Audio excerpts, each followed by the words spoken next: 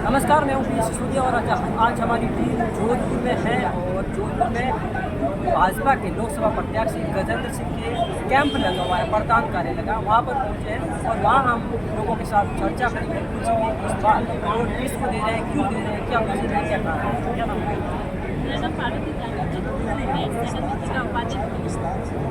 क्या लग रहा है इस बार जो बीजेपी 400+ का नारा लगा रही है, इसको कवर करने में या कैप्चर करने में सक्षम है?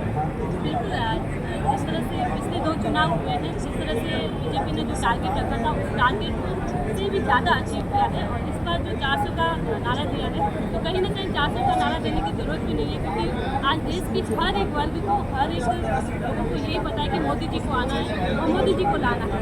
तो लोगों का यही फोकस है कि हमें मोदी जी को वोट देना है। मुझे कहीं ना कहीं लगता है कि कांग्रेस अपने प्रत्याशी खड़े भी कर रही है, तो उन्हें खड़े करने की भी आवश्यकता नहीं है, क्योंकि सबकी जमानत जब्त होने वाली है। लेकिन कहीं ना कहीं इतना लगता है कि टीवी 9 आर्टिकल से दिखा रहा है कि जोधपुर इसमें बीजेपी को पसंद है और उसमें कांग्रेस की कहीं ना कहीं एक माहौल बनाया गया है कांग्रेस सरकार की तरफ से, जिस तरह से हम लोग जानते हैं कि बहुत सारे काम हुए हैं और मोदी जी ने जो भी वादे किए उनका एक मैनिफेस्टो रहा है अपने साथ बीजेपी का भी, उसमें जिनमें जो वादे किए हैं वो सारे वादे पूरे किए हैं। जो खाली कश्मीर को लेकर हुआ है या हमारे राम मंदिर को लेकर हुआ है, जो कई सालों से अटके थे, वो सारे पूरे हुए हैं। नारी को लेकर हुआ हो, किसानों को लेकर हुआ हो या युवा वर्ग को लेकर हुआ हो, तो ये सारे वादे पूरे किए हैं। तो कहीं ना कहीं आने वाले समय में भी ये सारी चीज़ें, तो जैसे जल का जो मुद्दा है वो सबसे बड़ा मुद्दा है। मैं सिस्टर ऑफ सोल्जर्स भी कहना चाहती हूँ, मैंने भारत का सबसे ज़्यादा बॉर्डर मैंने कवर किया है, हर फौजियों के साथ में मिली हूँ, तो मैंने भारत के उन गाँवों को देखा है जहाँ कोई पहुँच नहीं पाता है। तो मैंने वहाँ पर भी एक तो हज़ारों किलोमीटर ऊपर, 18,000 किलोमीटर के ऊपर भी मैंने क्षेत्र देखा और बंगाल और यहाँ का भी क्षेत्र देखा। तो जहाँ पानी नहीं पहुँच सकता था या नल नहीं पहुँच सकते थे, वहाँ तक भी मोदी सरकार ने सिंचाई जी के माध्यम से नल पहुँचाए हैं, पानी पहुँचाए हैं। तो राजस्थान का जो क्षेत्र रहा है, तो उसके पीछे कहीं ना कहीं जो कांग्रेस की सरकार रही है उसका हाथ रहा है।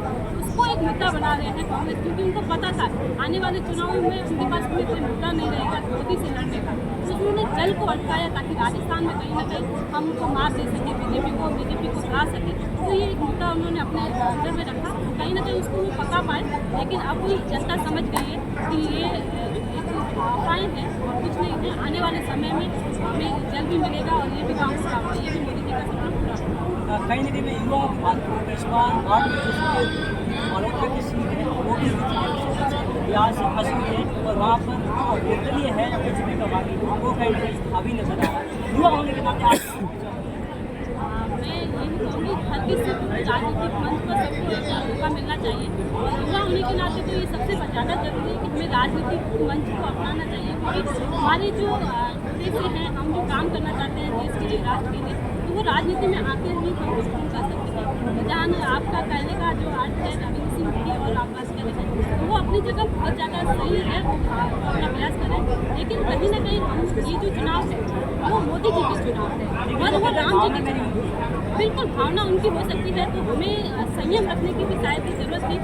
सेव की जनता ने हमें पहले मौका दिया, वो जीते, वो बहुत अच्छी बात है हमारा सेव, क्योंकि मेरा जो बेसिक गांव है वो सेविंग है, वो खूब आगे बढ़े और खूब प्रगति करे।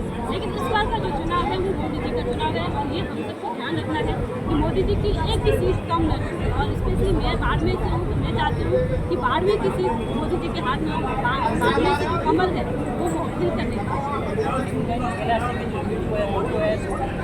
पिछली बार विधानसभा में निर्दलीय प्रत्याशी जाने के लिए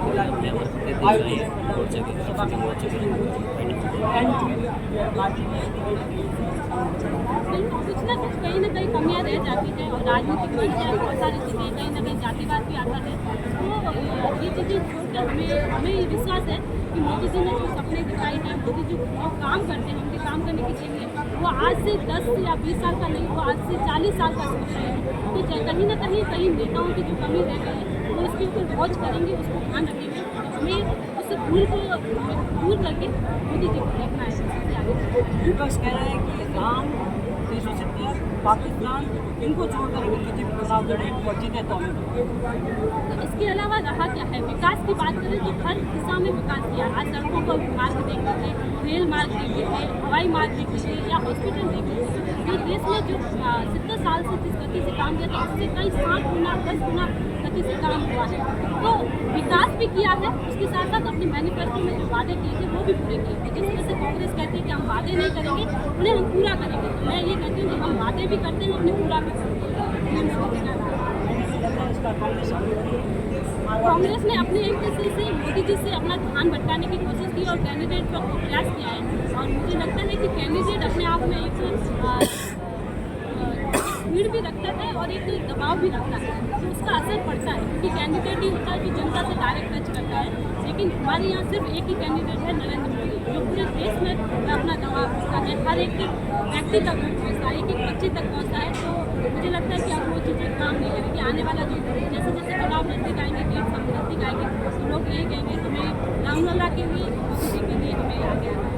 उनका बोलने का तरीका बहुत ही अच्छा है और उन्होंने हर सवाल के जवाब बहुत ही अच्छी तरीके से दिए। जय हिंद, जय भारत।